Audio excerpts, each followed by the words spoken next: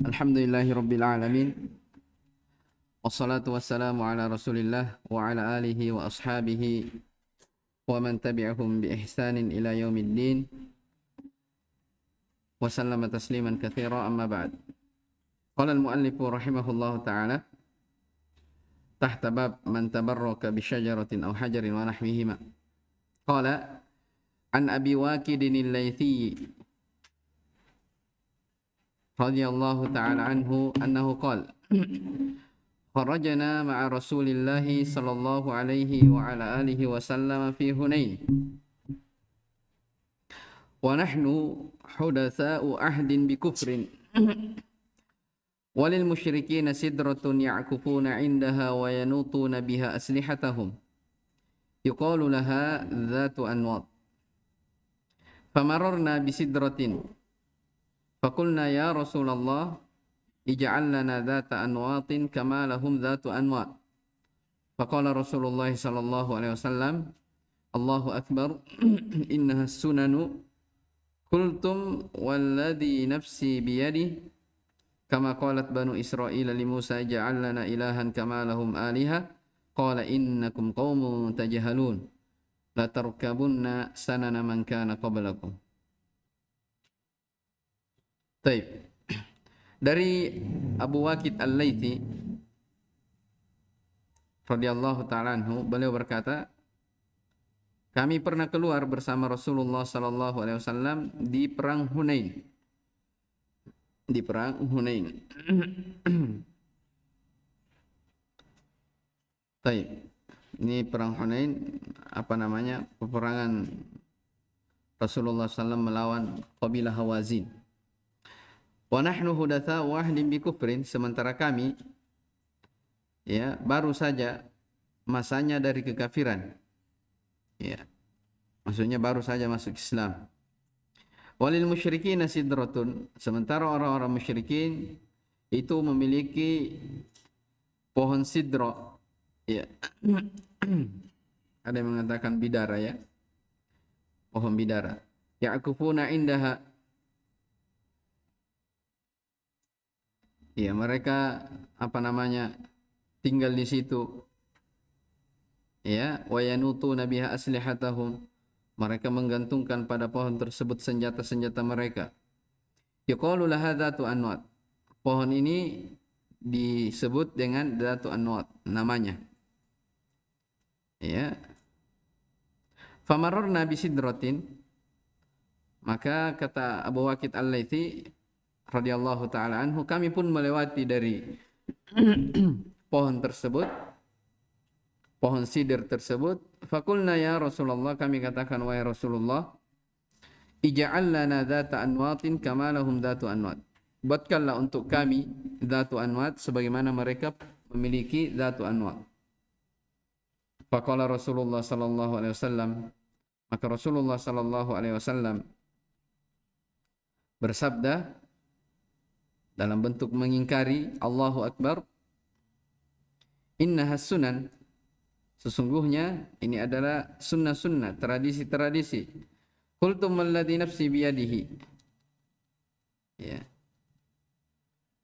Kalian, atau apa namanya, demi yang jiwaku berada di tangannya, kalian telah berucap sebagaimana yang diucapkan oleh Bani Israel kepada Musa. Ija'al lana ilahan, maksudnya yang disebutkan dalam Al-Quran ya, dalam surah Al-A'raf, buatkanlah untuk kami sesembahan kama lahum aliha, sebagaimana mereka memiliki sembahan. Qala innakum qaumun tajhalun, sesungguhnya kalian adalah kaum yang jahil. La tarkabunna sanana man kana qablakum, betul-betul kalian akan mengikuti jalannya orang-orang sebelum kalian. Rawahu Tirmidzi wa sahahahu. Taib. Ini apa namanya? Hadis ini dibawakan oleh penulis ya sebagai dalil yang menjadi syahid ya bahwa bertabarruk kepada pepohonan ya itu bentuk dari kesyirikan dan peribadatan kepada selain Allah Subhanahu wa taala. Jelas ya? Karena di sini orang-orang musyrikin menggantungkan senjata-senjata mereka ya di pohon itu Dzatu Anwat karena talabul barakah, dia minta keberkahan, mencari keberkahan ya kepada pohon tersebut. Ini sisi pendalilan penulis rahimahullah taala kenapa hadis ini dibawakan di dalam bab man tabarraka bi syajaratin aw hajarin wa nahwihima. Baik. Setelah kita bahas ya di bab sebelumnya, di pembahasan sebelumnya bahwa bab ini mannya di situ mengandung dua penafsiran. Siapa masih ingat? Yang pertama, man di situ bisa bermakna syartiyah. Jadi kalau dia syarat berarti memastikan hukum. Barang siapa yang bertabarruk kepada bebatuan, pepohonan atau yang semisal dengannya, maka takdirnya, jawab syaratnya, faqad asyraka billah ya, sungguh dia telah berbuat kesyirikan kepada Allah. Yang kedua, mausul. Kalau dia mausul, ya berbicara tentang hukum juga, cuman dia tidak dijazm. Ya, tidak dipastikan. Ya, tidak dipastikan. Jelas ya? Tidak dipastikan hukumnya. Dan rinciannya sebagaimana yang telah kita jelaskan ya, yang ada dua bentuk itu. Baik, kita baca keterangan dari hadis ini. Qala syarih hafizahullah taala Abu Waqid al-Laitsi huwa al-Harits ibn Auf sahabiyun masyhur. Ya, Abu Waqid nama beliau Al-Harits ibn Auf. Ya, sahabat yang terkenal. Beliau wafat pada tahun 68 Hijriah. Dan beliau berumur 85 tahun. Hunain itu adalah wadin. Dia sebuah lembah yaqa'u fi syarqi Makkah bainahu wa bainaha bid'atu asyara mailan. Dia adalah lembah yang terletak di sebelah timur Mekah. Jaraknya sekitar belasan kilometer dari Mekah. Itu perhatikan domirnya di situ ya. Ya kau syarqi baina Makkah bainahu wa bainaha. Hu-nya di situ Hunain. Wa bainaha Mekah. Paham ya? Jadi antara Hunain dengan Mekah itu bid'ah. Ya, bid'ah itu hitungan 11. Ya, belasan. Ya, jadi kalau di ini dikatakan ya sekitar belasan kilometer, mil. Taib qatala fihi Rasulullah sallallahu alaihi wasallam qabilata Hawazin. Pada tempat tersebut Nabi SAW memerangi kabilah yang bernama Hawazin. Kemudian hudatsa'u ahdin bi kufrin. Ya. Kan dalam hadis dikatakan kami keluar bersama Rasulullah SAW di perang Hunain dalam keadaan kami hudatsa'u ahdin bi kufrin. Apa maknanya? Qaribun ahduna bil kufur. Ya, masih dekat ahduna, masa kami dengan kekufuran. Ahdu di situ marfu. Kenapa? Ya, Hasan, fa'il dari qarib. Ya. Qarib adalah apa? Isim fa'il. Baik.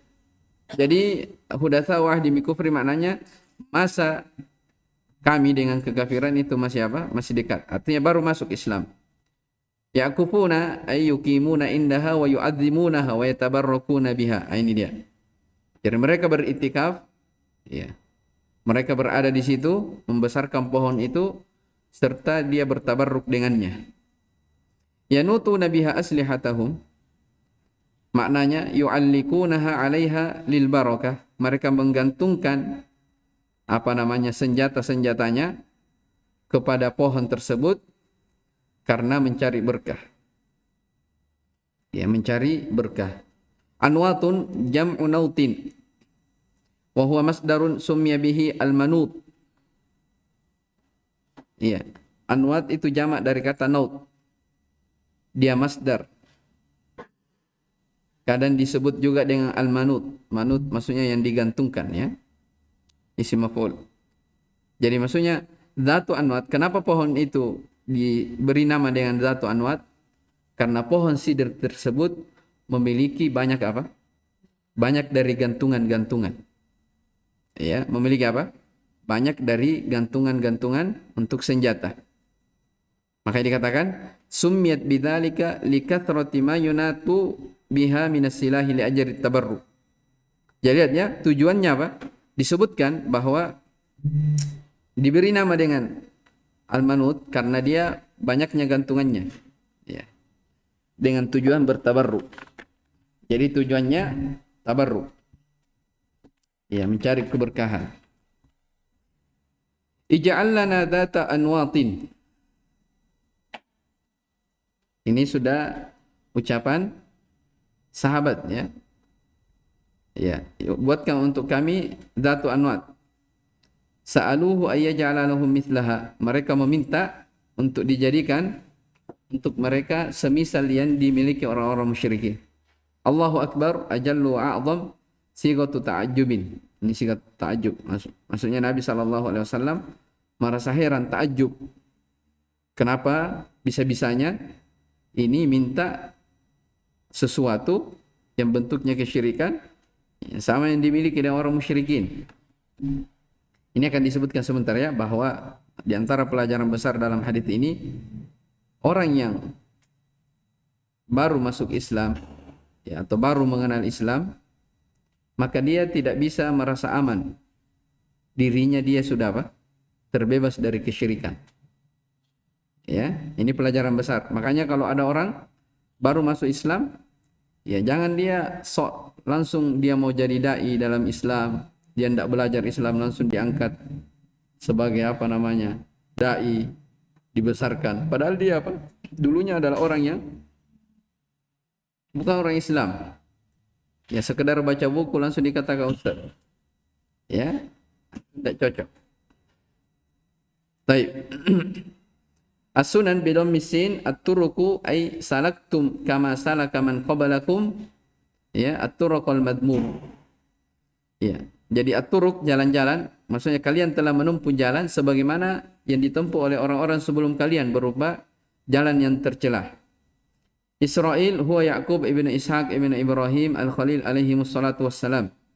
Jadi ayat, ya, apa namanya? Di mana disebutkan kultum walladzi nafsi biyadihi kama qalat banu Israil li Musa. Siapa Israel? Israel itu Yakub. Ya, jadi dikatakan Banu Israel maksudnya keturunan-keturunan Nabi Yakub. Sunan man kana qablakum bi dhammi sin turukuhum wa yajuzu fathu sin bi makna tariqihim. Ya. Jadi sunnah-sunnah orang-orang sebelum kalian. Ya, dengan didhamma sinnya. Turukuhum, jalan-jalan mereka. Wa yajuzu fathus sin, berarti kalau di fathah sinnya sanana, bimakna tariqihim, jalan mereka. Ya, jadi ada yang mufrad, ada yang bentuknya jamak. Jadi bisa dibaca sunan, bisa dibaca sanan. Ya, jadi bisa dikatakan la tattabi'anna sanana man kana qablakum. Kalau dibaca sanana man kana qablakum berarti jalan mereka. Bentuknya mufrad. Jelas, ya? Kalau dikatakan la tattabi'anna sunana man kana qablakum, iya, berarti datang dalam bentuk apa? Turuk, jalan-jalan mereka. Jelas, ya? Baik. Al-ma'na al-ijmali lil hadits yukhbiru Abu Waqid an waqi'atin fiha ajabun wa mau'izatun wa hiya annahum ghazaw ma'a Rasulillah sallallahu alaihi wasallam qabilatah Hawazin. Ya, Abu Waqid Al-Laitsi mengkhabarkan tentang kejadian yang terjadi bahwa ini adalah hal yang menakjubkan sekaligus nasihat bahwa mereka berperang bersama Rasulullah, ikut berperang, ya, bersama Rasulullah sallallahu alaihi wasallam memerangi kabilah Hawazin. Wa kana dukhuluhum fil islami qariban, padahal ya masuknya mereka ke dalam Islam baru saja. Ya, fa khafiya alaihim amru asyirk, sehingga perkara kesyirikan ya masih tersembunyi bagi mereka, masih samar. Jelas ya?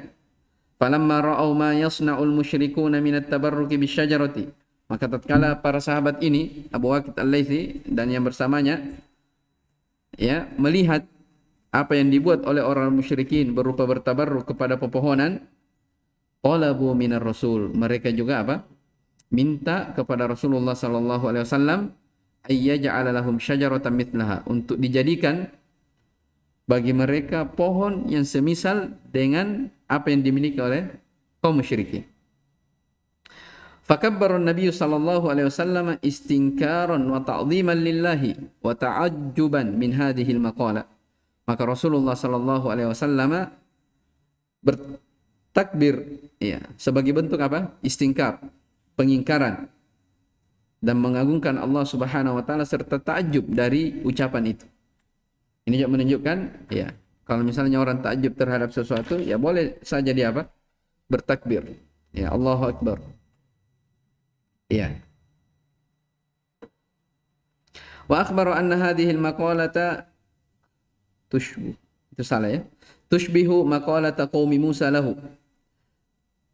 Dan dia juga mengkhabarkan bahwa Nabi sallallahu alaihi wasallam mengkhabarkan bahwasanya ucapan ini mirip dengan ucapan kaum Nabi Musa kepada Musa alaihissalam, lamma ra'au man ya'budal asnam, tatkala mereka melihat orang yang beribadah kepada patung, ya, Bani Israel, ketika mereka melihat ada orang yang beribadah kepada patung, mereka mengatakan, ij'al lana ilahan kama lahum alihah, buatkan untuk kami sesembahan sebagaimana mereka memiliki sesembahan. Wa anna hadza jaryanun ala tariqatihim, bahwasanya hal ini ya berjalan di atas jalannya kaum Nabi Musa. Maksudnya, apa yang diperbuat oleh para sahabat berupa minta dibuatkan Dzatu Anwat, itu sama saja dengan apa? Perbuatannya Bani Israel yang dia minta kepada Nabi Musa agar dibuatkan apa? Sesembahan, sebagaimana mereka memiliki sesembahan. Itu maksudnya di sini. Wa anna hadza jaryanun ala tariqati. Jelas ya? Jadi diperumpamakan orang yang meminta, ya, orang yang menggantungkan senjata-senjata mereka di pohon bidara itu tadi, Dzatu Anwat, itu dipermisalkan oleh Nabi sallallahu alaihi wasallam seperti Bani Israel yang minta kepada Nabi Musa agar dibuatkan apa? Sesembahan. Karena memang ada bentuk kesamaan. Kenapa? Tabarruk, syirik. Ya, menyembah kepada selain Allah Subhanahu wa taala adalah syirikan. Jelas ya? Tsumma akhbara sallallahu alaihi wasallam anna hadhihi al-ummata satatba'u tariqal yahudi wan nasara wa tasluku manahijahum wa taf'alu af'alahum wa huwa khabarun ma'nahu adh-dhamm wa at-tahdhir min hadzal fi'l. Kemudian Nabi sallallahu alaihi wasallam menceritakan bahwa umat ini akan mengikuti jalannya orang-orang Yahudi dan Nasara, akan menempuh metode-metode mereka, akan melakukan apa yang mereka lakukan, ya. Dan ini, hadits ini, ya, adalah pengkhabaran, tapi maknanya celaan dan peringatan dari perbuatan tersebut. Iya. Hadits ini apa? Celaan serta tahdiran dari perbuatan tersebut. Munasabatul hadits lil bab anna fihi dalilan ala anna at-tabarruka bil ashjari wa ghairiha syirkun wa ta'lihun ma'allah. Ya, hubungan hadits dengan bab ini intinya ya, syahidnya. Bahwa di dalam hadits tersebut, pada hadits di atas terdapat dalil bahwasanya talabul barakah, at-tabarruk bil ashjar, kepada pepohonan dan selainnya, itu adalah kesyirikan dan bentuk peribadatan kepada selain Allah. Baik. Ahmad, baca Ahmad. Ma yustafadu min al-hadits. Ya. Di situ saja.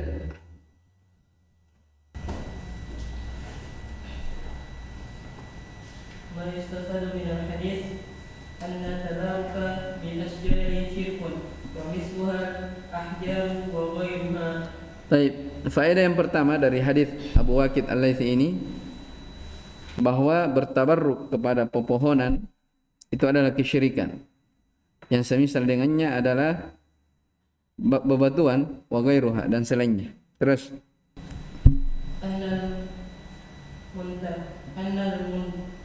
muntakira min al-batil alladhi iqtadahu la yu'manu an yakuna fi qalbihi baqiyatun min tilka al-'adah. Baik, faedah yang kedua ini yang saya sebutkan tadi bahwa orang yang baru berpindah dari kebatilan yang sudah menjadi kebiasaannya itu dia tidak merasa aman. Ya, kalau masih ada ya sisa-sisa dari kebiasaannya tersebut ya di dalam hatinya. Jelas ya? Saya ulang, orang yang baru berpindah dari kebatilan di mana kebatilan itu sudah menjadi kebiasaannya, bayangkan ya. Dia dari kecil kafir, ya, baru masuk Islam. Ya. Itu tidak bisa seorang merasa aman bahwa dalam hatinya itu masih ada sisa-sisa dari kebiasaannya yang dulu. Ya, jelas ya? Itu yang saya bilang tadi. Ya, orang baru masuk Islam, tiba-tiba dia jadi dai dalam Islam. Dia hanya baca buku, tidak belajar kepada seorang alim. Apa yang mau diambil dari mereka ilmu? Ya, bahkan sebagian ulama mengatakan itu kerusakannya lebih banyak daripada apa? Kebaikannya. Ya, harusnya mereka belajar juga. Belajar dulu sebelum apa? Mereka menyampaikan. Dan itu banyak ya. Kejadian-kejadian seperti itu. Baik. Asalita. Anna sabab ibadatil asnami huwa ta'zimuha wal huququ 'indaha wat tabarruku biha. Baik. Anna sabab ibadatil asnam, bahwa sebab peribadatan kepada patung adalah dia mengagungkannya, ya, tawaf di sisinya dan bertabarruk. Ar-rabi'ah anna al-insana qad yastahsinu syai'an yadhunnuhu yuqarribu ila Allah wa huwa yub'iduhu anhu. Taib. Yang keempat, bahwa terkadang ada seorang menganggap baik sesuatu. Dia menyangka hal tersebut mendekatkan dirinya kepada Allah. Padahal hakikatnya perkara tersebut menjauhkan dia dari Allah Subhanahu wa taala. Dipetik dari mana itu? Siapa yang bisa jelaskan?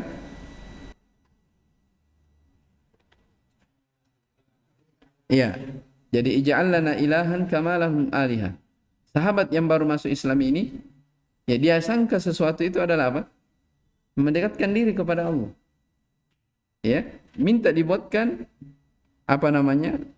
Dzatu anwat sebagaimana orang musyriki memiliki. Tapi ternyata hakikatnya itu adalah hal yang menjauhkannya dari Allah Subhanahu wa taala.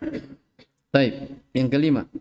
Annahu yanbaghi lil muslimi an yusabbiha wa yukabbira idza sami'a ma la yanbaghi an yuqala fid-din wa 'inda at-ta'ajjub. Baik. Bahwa sepantasnya bagi setiap orang untuk bertasbih atau bertakbir, ya, apabila dia mendengar sesuatu yang tidak layak untuk diucapkan di dalam agama ini. Ya, kalau ada orang yang mengolok-olok atau dia mengucapkan dalam agama sesuatu yang buruk, ya, maka sepantasnya dia bertasbih dan membesarkan Allah Subhanahu wa taala. Wa inda ta'ajjub, dan ketika dia ta'ajjub. Enggak boleh saja. Terus. Al-thalith al-ikhbaru an wuqu'i syirki fi hadhihi al-ummah wa qad waqa'a. Taib. Yang keenam, pengkhabaran bahwa kesyirikan ini akan terjadi pada umat ini. Ya. Waqad waqa, dan telah terjadi. Jelas ya? Terjadi di zaman Nabi sallallahu alaihi wasallam, kalangan para sahabat, dan terjadi hingga hari ini. Taib. Asabi alamun min a'lami nubuwwati sallallahu alaihi wasallam haitsu waqa'a syirku fi hadhihi ummati kama akhbara sallallahu alaihi wasallam. Baik. tanda dari tanda kenabian Nabi Muhammad sallallahu alaihi wasallam, di mana kesyirikan itu terjadi pada umat ini sebagaimana yang telah dikhabarkan oleh beliau sallallahu alaihi wasallam. Ats-tsaminah, النهي عن التشبه بأهل الجاهلية واليهود والنصارى إلا ما دل الدليل على أنه من ديننا. Taib, yang kedelapan, larangan untuk menyerupai orang-orang jahiliyah, orang-orang Yahudi, orang Nasara. Kecuali apa yang menunjukkan, kecuali dalil, apa yang ditunjuki oleh dalil bahwa itu bahagian dari agama kita. Ya, maksudnya tasyabbuh itu, ya, dikatakan tasyabbuh kepada kaum dalam hadits man tasyabbaha biqaumin fahuwa minhum. Siapa yang menyerupai suatu kaum, maka dia termasuk dari kaum tersebut. Maksudnya ketika perkara tersebut itu merupakan ciri khusus mereka. Ya. Makanya dikatakan kecuali kalau ada dalil yang menunjukkan bahwasanya itu juga ada pada agama kita. Jelas ya? Jadi yang dikatakan tasyabbuh kalau ada pada kekhususan mereka. Ya, jadi dikatakan di sini larangan untuk bertasyabbuh, ya, kepada orang-orang jahiliyah, Yahudi dan Nasara. Ini tegas ya, banyak hadis. Dan ini telah kita bahas tentang masalah akidah al-wala wal bara. Kita dituntut untuk cinta karena Allah dan benci karena Allah Subhanahu wa taala. Baik.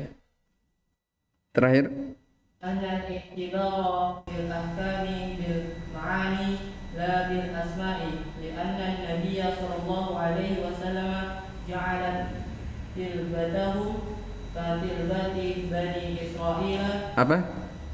تلبتهم Tilbah, talabah. جعل طلبتهم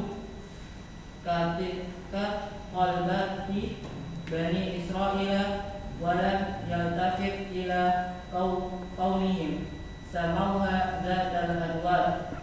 Baik. Anna al-i'tibara fil ahkami bil ma'ani la bil asma. Yang menjadi ukuran itu fil ahkami bil ma'ani. Jadi yang menjadi ukuran dalam hukum itu dari sisi makna, bahasa lainnya hakikatnya, bukan namanya, bukan penamaan-penamaan. Ya. Di anna Nabi SAW, karena Nabi SAW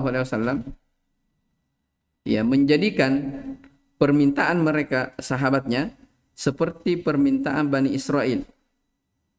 Walam yaltafit ila qaunihim sammuha dzatu anwat. Dan Nabi SAW tidak fokus, tidak menoleh kepada penamaan dzatu anwat. Yang jelas hakikatnya itu bentuk dari apa? Kesyirikan. Makanya Nabi katakan itu mirip dengan permintaan Bani Israel kepada Nabi Musa alaihissalam. Jadi nama itu bukan apa? Bukan menjadi ukuran, tapi yang menjadi ukuran adalah apa? Hakikat. Jadi walaupun manusia mengatakan minta di kuburan itu bukan syirik, hanya bertabarruk, minta ini, ya. Sama dengan bahasa sekarang ya. Riba dia katakan bunga bagi hasil apa? Itu kan penamaan-penamaan. Ya, sekedar apa? Nama. Yang menjadi ukuran adalah apa? Hakikatnya. Kalau dia sama dari sisi hukum, maka itulah yang disebut apa? Riba. Ya, itulah yang disebut riba. Ya, sama di sini ya, yang terakhir. Jadi penamaan itu penamaan tidak dianggap. Yang menjadi ukuran adalah hukum secara makna. Baik, selesai bab ini. Babu man tabarraka bi syajaratin aw hajarin wa nahwihima. Baik, sebelum kita ini ada beberapa hal yang penting ya terkait masalah keberkahan. Ya mungkin saya sebutkan secara ringkas saja.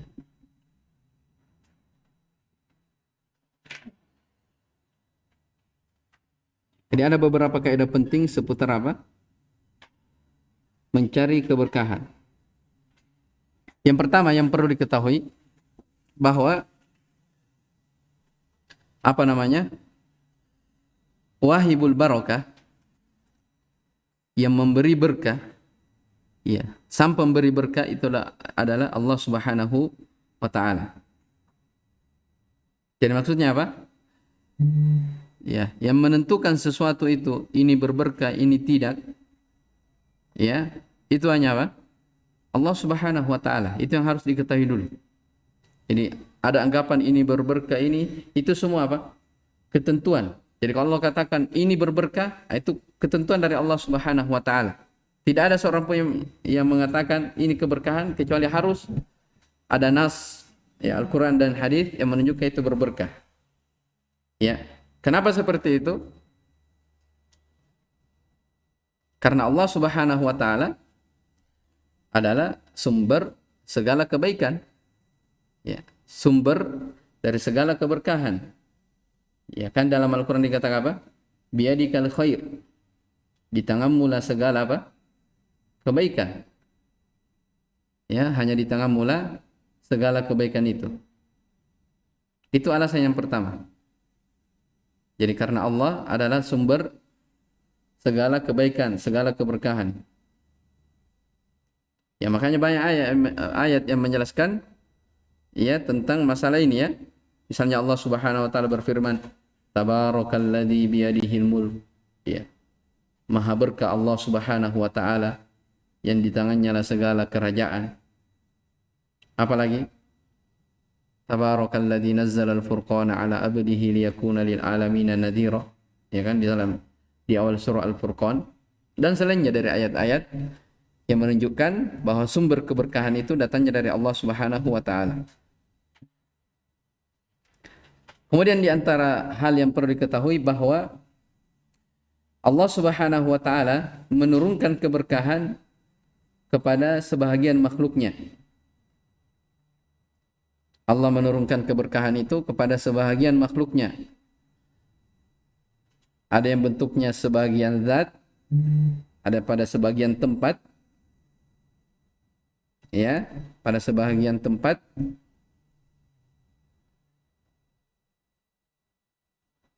dan ada juga keberkahan pada sebahagian waktu, ya, pada sebahagian waktu. Contoh misalnya Allah menurunkan keberkahan kepada sebahagian zat ya, dari makhluknya. Misalnya berkahnya kurma. Ya, memang ada nas yang menjelaskan. Iya. Disebutkan dalam hadis bahwasanya kurma itu adalah syajaratul mubarakah. Dia adalah pohon yang berberkah. Ya.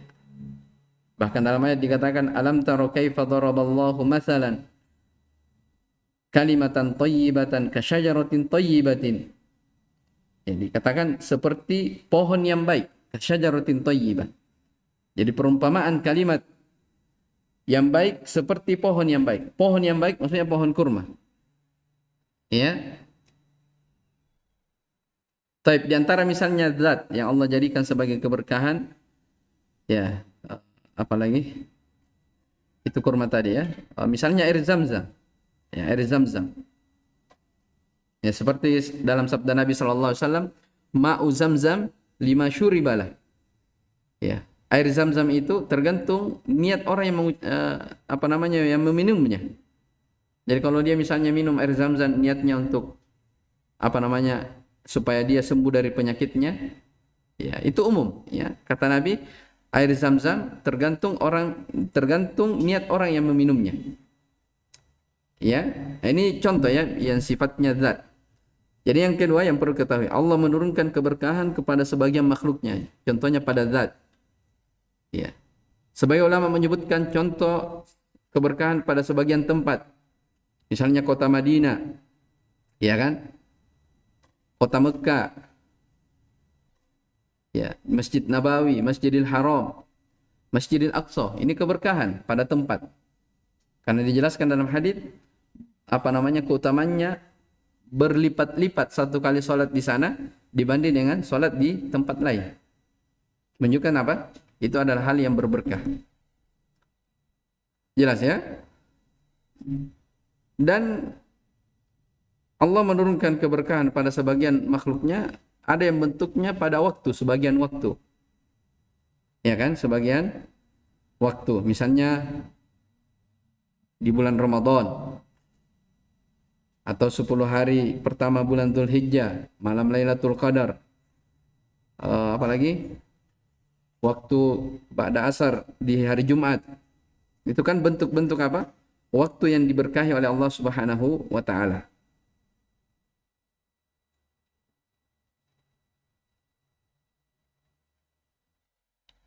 Baik. Jadi itu ada 3 ya. Bisa jadi pada zat, pada tempat atau pada waktu. Kemudian yang ketiga dari hal yang kaidah yang perlu diketahui seputar keberkahan, bahwa keberkahan yang ditentukan oleh Allah Subhanahu wa taala, keberkahan yang ditentukan oleh Allah Subhanahu wa taala itu ada 3 kemungkinan. Ada 3 kemungkinan. Ada keberkahan yang sifatnya di dunia, ya. Ada keberkahan yang sifatnya akhirat, dan ada keberkahan yang sifatnya dunia dan akhirat. Ya, ada yang sifatnya dunia dan akhirat. Tapi kemudian yang keempat dari kaidah-kaidah penting seputar keberkahan adalah bahwa seorang yang mencari keberkahan, ini yang sebenarnya yang paling pokok ya, yang terakhir ini, bahwa seorang yang mencari keberkahan itu mereka mencari harus sesuai dengan syariat. Harus sesuai dengan apa? Syariat.